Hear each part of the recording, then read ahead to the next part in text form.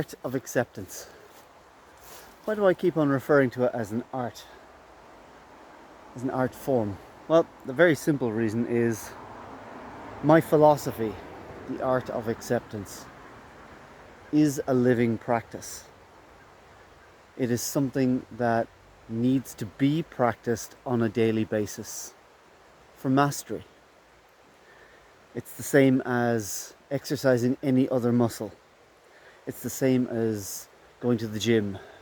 You build and you build and you build.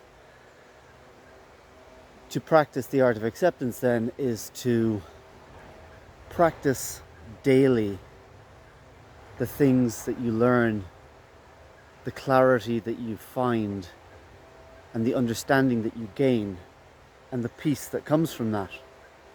It's a practice. To master it is a lifetime's work. The final lesson in acceptance comes at the end of this life. That's the interesting part. I suppose, like anything else, as an art form, it gets better the more you do it, and it gets easier the more you do it. And the more you practice the basics, which is what you do in any art form. You practice your basics again and again and again. And occasionally you'll have little light bulb moments within your basics that say, oh, this is why I do this. Oh, that's how that works. And you gain a deeper level of understanding. It's the same basics. It's the journey from white belt to black belt. Once you become a black belt at the art of acceptance, then you suddenly realize, oh, I knew, now I know, so now I have to start learning again. And it's a constant process of refining and learning. And all that presupposes one thing. And it was something that somebody very dear to me asked very recently. How do I bridge the gap between knowing and achieving the results I'm looking for? And that starts with the most difficult part. And the most difficult part is very simple. It's admitting that there's something that isn't working the way it should. Understanding that there's a basic unhappiness and asking why. Nothing else. Just why is there a basic unhappiness? What's going on here? This is the start of learning acceptance. It's the most difficult thing in the world, and it certainly was for me, to admit that you don't have it all figured out, that suddenly all your answers that you had don't really stack up. They don't really bear scrutiny. And when you do that, when you finally manage to be honest with yourself, the next part of acceptance is realizing that it's down to a choice. My first choice is, do I continue as I was, or do I choose another way? That's the very first thing. Wanting to choose a new way. The next thing is working out how to choose a new way. And you may not be able to do that by yourself. But we're not supposed to go through life by ourselves. We're supposed to go through life making connections and being connected. And if there's something not working in life, there's a decent old chance that you have missed connection, that you are lacking some connection somewhere. Maybe traumas that have stopped you trusting people. It may be shyness. It may be shame, guilt. It doesn't really matter what it is. Whatever the stumbling blocks are between you and asking for help, they're the ones to walk around for now, because you're not getting over them right away. Walk around and find some way of getting help. Now that help can come in the form of a self-help book. It can come in the form of uh, going to a counselor. I am an advocate of counseling.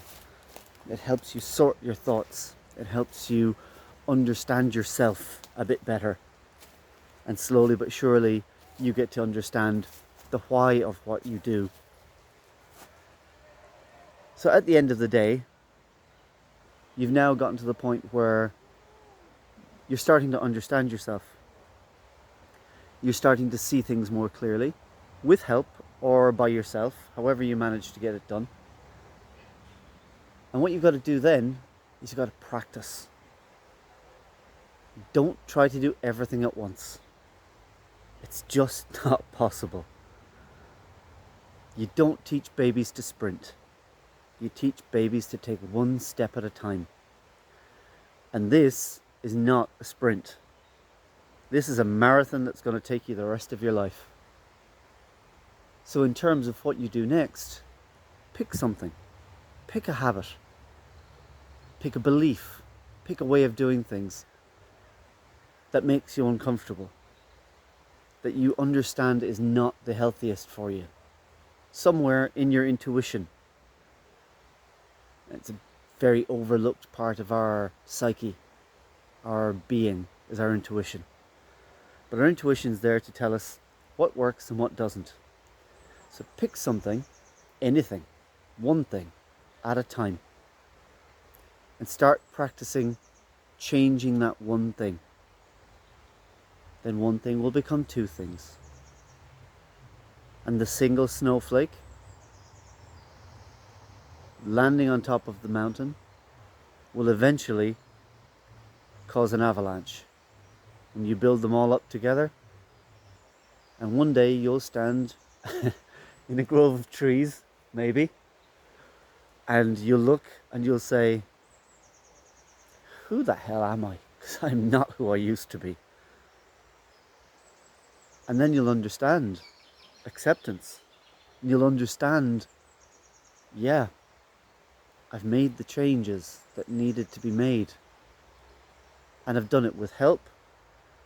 I've done it by myself. I've done it however I want to do it. Admitting that we need help is often the hardest part. Was for me. I didn't admit I needed help until I was right on the ragged edge, out there in the very thin air, until it was nearly too late and I had nearly decided that I didn't want to be here anymore. I had decided I didn't want to be here anymore. I reached out for help by not really reaching out for help. I simply explained that I didn't want to do what I was doing anymore, didn't want to live this life anymore. Then I suddenly discovered that it wasn't this life that I didn't want. It wasn't life that I didn't want. It was the life I was living. And that meant make changes. Do the things that needed to be changed. And they are scary things because they're what you've always done. And they're how you've always lived. And maybe you have to tell people that you weren't what you were supposed to be. Maybe you have to ask people for forgiveness. Maybe you have to accept that some people can never forgive you. Sometimes there's nothing you can do. Some things you've done are irrevocable. But you have to do what you can do to change what you want to change. You'll still be you. You is not your thoughts, it's not your emotions. You is the part that sits there watching thoughts and emotions going, is that really what you think? You is intuition, you is your soul, whatever you want to call it. So you'll always be you, but you learn new habits, new reactions, new ways. And those new habits, reactions and ways are all going to change how other people see you, how you relate to the world around you, and how you relate to yourself in achieving a sense of contentment and peace. Now, I don't care how you get there, but get there if you can, as the old song says. I do these videos. I write articles in the Nationalist, in the paper. I put up things on Spotify. I post on Instagram, Facebook. I talk to people. I do all this for one simple reason. I found out how to. Otherwise, I wouldn't be alive. And by finding out how to, I suddenly realized that how to is something that I can show and share with other people. And by showing them that the full of bravado, full of shit version of me that used to exist, the one who said he had it all figured out, the one who could be anything, do anything, the one who put up a front, the one who lied, the one who wasn't as honest with other people or himself as he could have been. That all had to go, didn't it? And that all came with a simple admission that my life did not work. And what the hell was I going to do about it? I suppose that also presupposes something. That you know how. You can only learn acceptance if you can understand that there is something wrong. Because you cannot change if you don't know that change needs to be made. For a long time, I don't think I knew change needed to be made. I think that I thought everything needed to be hidden. But change needed to be made. The only way that you can understand you're in a trap is to step outside and see from the outside of you what things look like. Then you'll realize you're in a trap, and then you can say, oh, now I know why the inside feels the way it does. So sometimes you have to be outside yourself, looking and understanding yourself as the observer of who you think you are. And I know that's a little esoteric, but that observer is the part of you that understands what should be happening. So listen to it.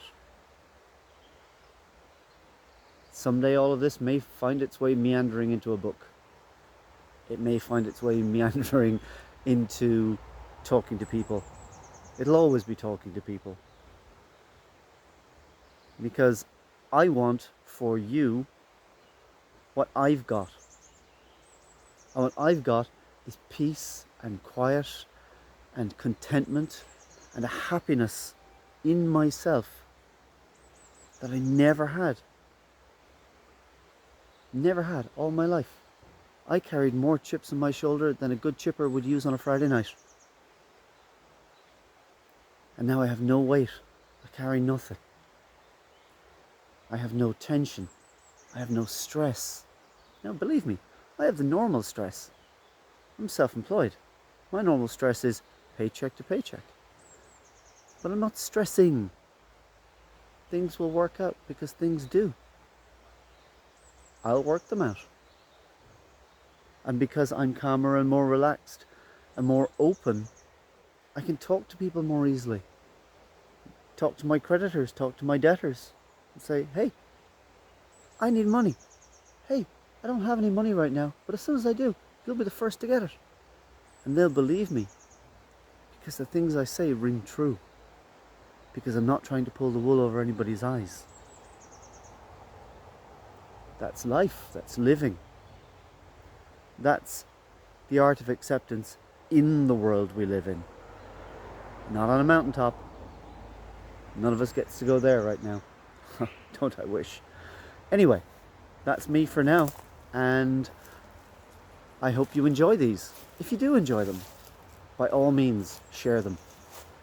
That's what the message is for. Sharing. Sharing is caring.